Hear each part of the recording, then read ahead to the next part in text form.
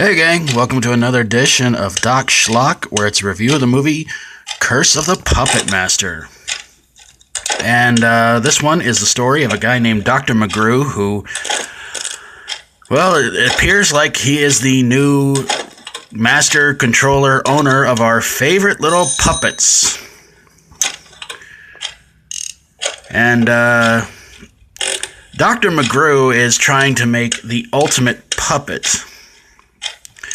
And you see in the beginning of the movie that Dr. McGrew takes this box, sets it on fire, you hear somebody screaming, and you're not quite sure who it could be, but you have some sort of an indication who it might be. Well, Dr. McGrew has a daughter who's coming to visit him. And, well, the poor girl winds up falling in love with this guy they kind of bring into their home named Robert, whose nickname is Tank. That's going to kind of be a sort of a important plot part of the movie, or story, or whatever you want to call it, a little bit later on. They find out about Dr. McGrew's experiments, where Dr. McGrew winds up taking the souls of human beings and putting them into his puppets. Well, poor Robert winds up having weird nightmares about becoming, well, sort of like Pinocchio, only to find out it's actually true.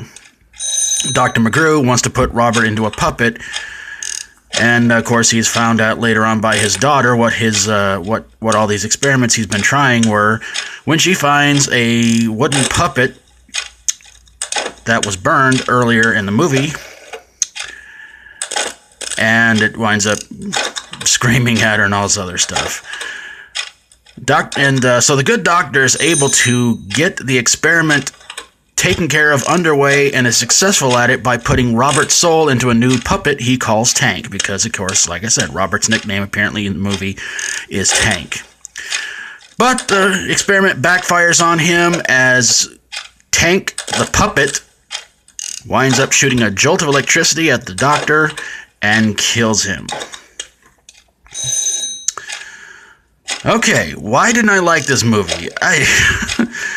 Wow, where to begin? I guess because I've always liked Mr. Toulon, Professor Toulon, Dr. Toulon.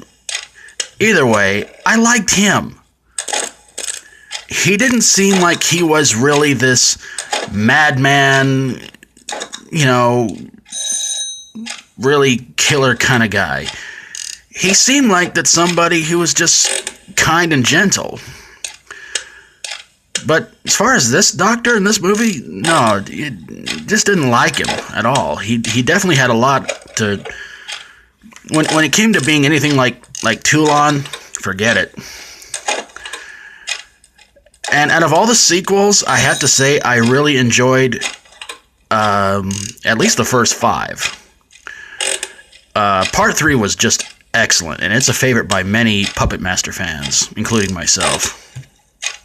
I thought 1 and 2 were good. I thought 3 was great. 4 and 5 was when the puppets really become sort of the heroes of the series, so they were a lot of fun to watch too. But as far as this one goes, yeah, kind of almost being like a Pinocchio-like movie. I mean, Robert's likable, but I don't know. I mean, for Dr. McGrew to be anything like Toulon, forget it. He couldn't hold a candle to Dr. Toulon in any way, shape, or form. A lot of people have complained that the Puppet Master series really fell down pretty badly after this one, or including this one, and I don't know. I haven't seen the Axis of Evil movies yet. I am curious about them, but some people have told me that they're not much better, so I don't know. But I actually do kind of like the Puppet Master puppets being sort of like heroes. I dig that. I think that's really, really cool. But this is not one of their better movies. Puppet Master versus Demonic Toys was a lot of fun to watch. But I still have yet to see the others that I'm missing in the series, and see if they're as bad as everybody says, but we'll see. Curse of the Puppet Master, The Human Experiment. Until telling you, if I woke up one day and saw my insides looking anything like that, I'd probably set myself on fire. If you like my videos, feel free to subscribe. And if you have a horror, sci-fi horror, comedy horror, or fantasy horror movie that you thought the performances in the movie were mostly wooden,